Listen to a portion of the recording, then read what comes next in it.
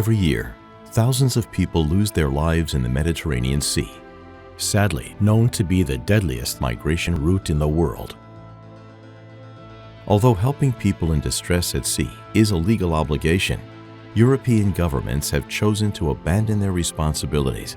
Since 2015, the European Union and its member states stopped deploying dedicated search and rescue operations. As of 2017, they progressively delegated its responsibilities to third countries, such as Libya. This has resulted in the Libyan Coast Guard intercepting boats to stop people from reaching Europe and forcibly returning them to Libya. There, people are detained in deplorable conditions, where violence, humiliation, and extortion are common practices.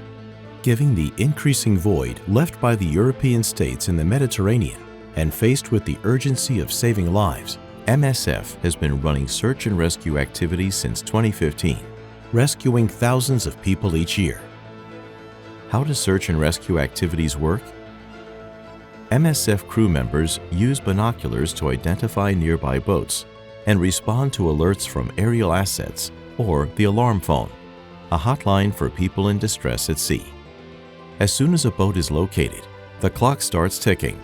Rescuers must move as fast and carefully as possible to prevent often flimsy, overcrowded boats from sinking.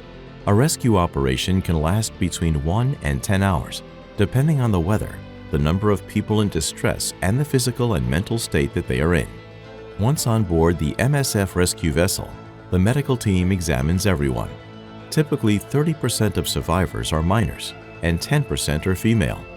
Hypothermia, dehydration, fuel burns, as well as physical and psychological trauma related to violence during their journeys are common.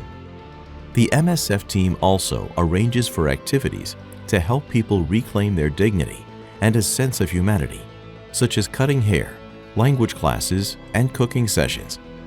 The final stage of the rescue is finding a place to disembark the survivors. Under maritime law, this should be in a safe place that is the closest possible to the vessel's location. However, it often happens that the European coastal states, mainly Italy and Malta, are reluctant to coordinate rescues with non-governmental organizations, if not deliberately trying to obstruct the civilian life-saving activities at sea. Over the years, European states have used different administrative and legal harassment tactics against humanitarian organizations providing assistance at sea. From making NGOs' vessels wait for days before assigning them a place of safety or sending them to distant ports to accusing them of criminal activity.